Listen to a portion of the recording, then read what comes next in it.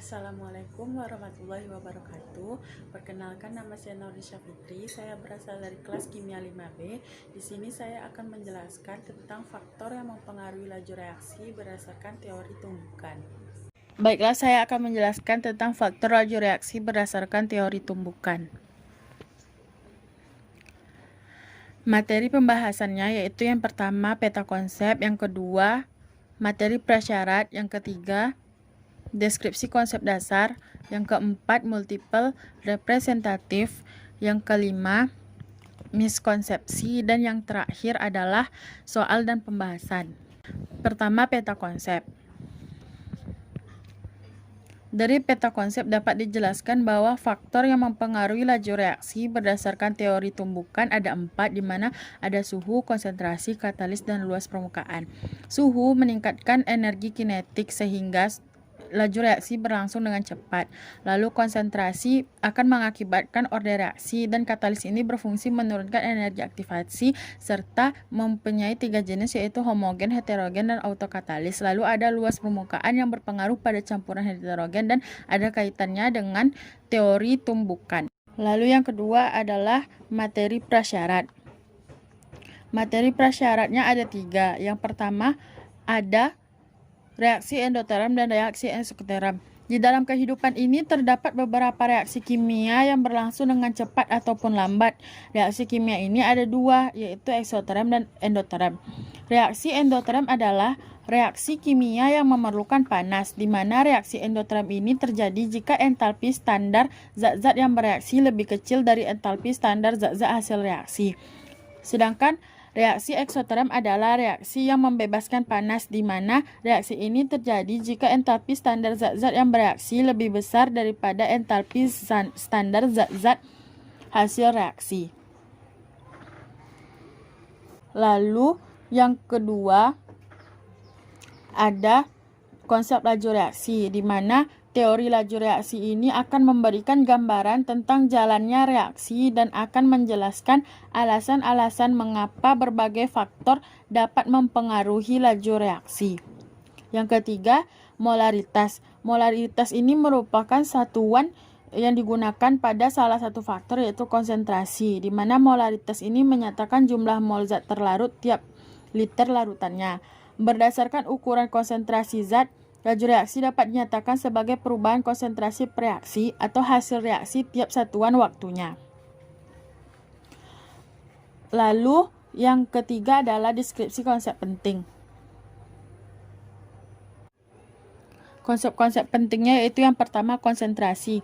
Larutan dengan konsentrasi yang pekat, dia itu akan mengandung partikel yang lebih rapat dibandingkan dengan larutan yang encer. Sehingga semakin tinggi konsentrasi, maka molekul yang ada di dalam setiap satuan luasnya itu semakin banyak. Akibatnya tumbukan antara molekul dengan molekul itu makin sering terjadi. Dan karena tumbukan itu makin sering terjadi, maka reaksi berlangsung secara cepat. Jadi semakin tinggi konsentrasi suatu larutan, maka besar laju reaksinya akan semakin besar. Lalu ada orde reaksi. Orde reaksi ini untuk menyatakan besarnya pengaruh konsentrasi reaksi pada laju reaksi. Orde reaksi ini ada reaksi orde 0, reaksi orde 1, reaksi orde 2, dan reaksi orde negatif. Lalu suhu. Suhu itu jika dinaikkan, maka energi geraknya itu akan meningkat sehingga makin banyak partikel yang memiliki energi kinetik di atas energi aktivasinya, sehingga reaksi dapat berlangsung dengan cepat. Kenaikan suhu ini akan memperbesar laju reaksi. Yang keempat, energi kinetik. Energi kinetik ini adalah energi yang dimiliki oleh sebuah benda karena gerakannya. Energi ini bertambah sehingga tumbukan itu lebih sering terjadi. Dengan frekuensi tumbukan yang lebih semakin besar, maka kemungkinan terjadinya tumbukan efektif yang mampu menghasilkan reaksi juga semakin besar. Lalu luas permukaan. Suatu zat itu akan bereaksi bila bercampur dan bertumbukan.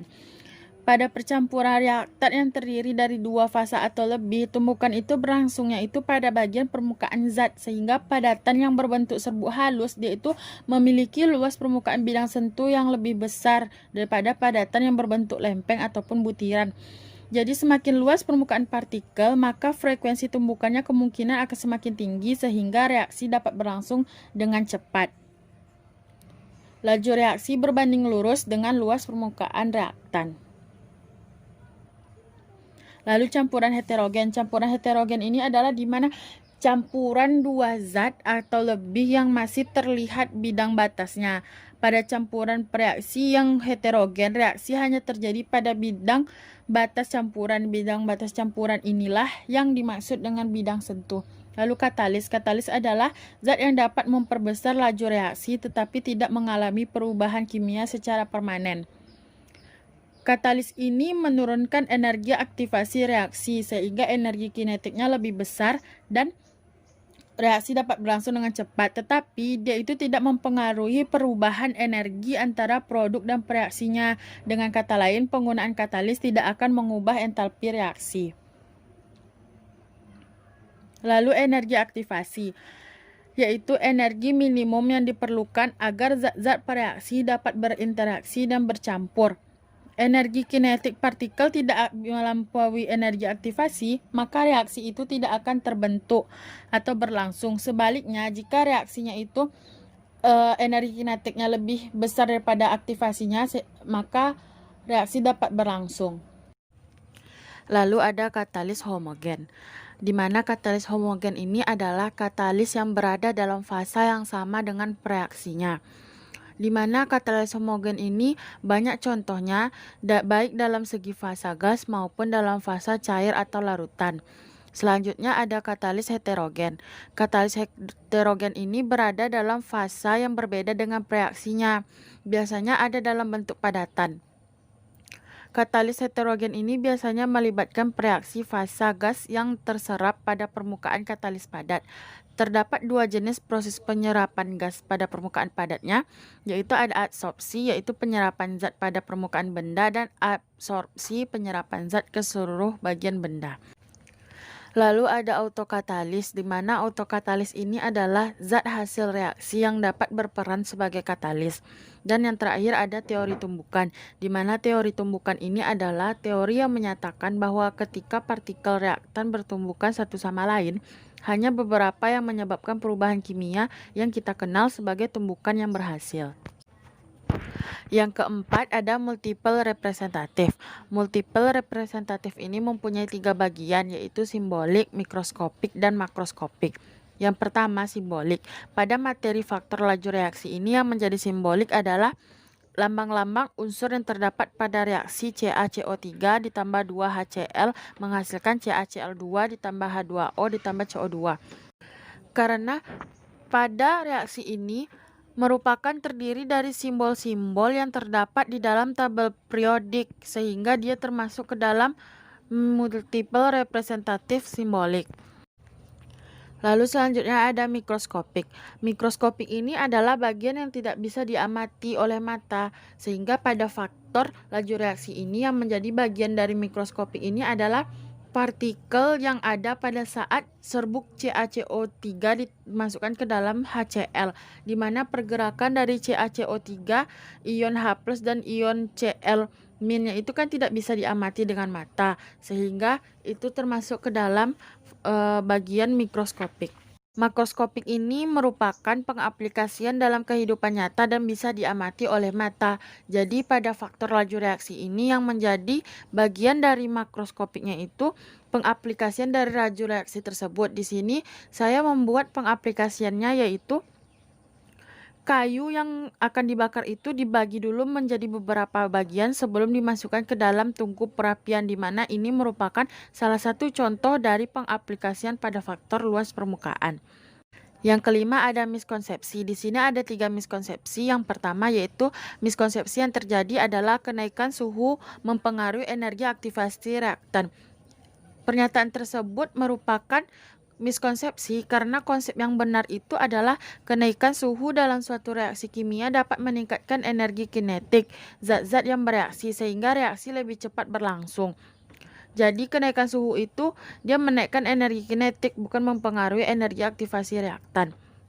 Lalu yang kedua miskonsepsinya yaitu penambahan katalis dapat menaikkan energi aktivasi. Itu miskonsepsi karena konsep yang benar adalah penambahan katalis itu dia dapat menurunkan energi aktivasi reaktannya. sehingga lebih banyak reaktan yang bereaksi membentuk produk. Lalu miskonsepsi yang ketiga, zat yang memiliki ukuran partikel lebih kecil memiliki luas permukaan sentuh yang lebih kecil dalam masa yang sama. Pernyataan itu adalah miskonsepsi karena konsep yang benar adalah bahan kimia yang memiliki ukuran lebih kecil memiliki luas permukaan sentuh lebih besar sehingga reaksi itu lebih cepat berlangsung. Selanjutnya, soal dan pembahasan. Soal pertama, diketahui data-data percobaan pada tabel berikut. Dari data di atas, reaksi yang berlangsung paling cepat adalah percobaan nomor A1, B2, C3, D4, E5. Pertama-tama kita lihat dulu kecepatan reaksi di atas itu bergantung pada faktor laju reaksi yang mana. Jadi setelah dilihat kecepatan reaksi tersebut bergantung pada luas permukaan dan konsentrasi. Lalu kita kembali lagi ke luas permukaan di mana serbuk itu lebih cepat bereaksi daripada keping. Dan pada konsentrasi itu semakin pekat konsentrasi reaksinya semakin cepatlah dia berlangsung. Jadi pada tabel tersebut, data yang memiliki konsentrasi yang pekat dan luas permukaannya berupa serbuk adalah nomor 1. Jadi jawabannya adalah A. Soal nomor 2 yaitu suatu reaksi pada umumnya akan menjadi lebih cepat berlangsung apabila konsentrasi reaksinya semakin besar. Penjelasan yang paling tepat dari fakta tersebut adalah A. Semakin besar konsentrasi reaksi, semakin besar pula energi aktivasinya. B. Tumbukan antar partikel akan menghasilkan energi yang besar bila konsentrasi reaksinya meningkat. C. Bertambahnya konsentrasi reaksi akan menyebabkan order reaksi bertambah. D. Semakin besar konsentrasi, peluang terjadinya tumbukan yang menghasilkan reaksi juga semakin besar. E. Semakin besar konsentrasi akan menyebabkan suhu reaksi juga semakin tinggi. Pertama kita lihat dulu apa pengaruh konsentrasi terhadap laju reaksi yang bisa dijelaskan dengan model teori tumbukan.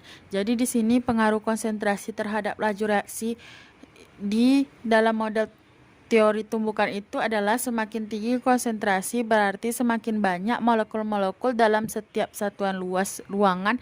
Dengan demikian semakin seringlah terjadi tumbukan antar molekul. Maka jawaban yang tepat adalah D.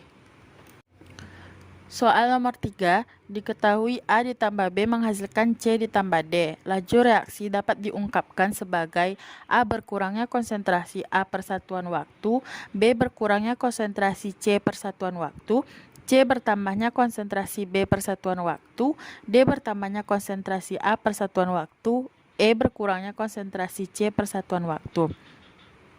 Pertama, laju reaksi itu kan merupakan berkurangnya konsentrasi reaksi per satuan waktu atau bertambahnya konsentrasi produk per satuan waktu.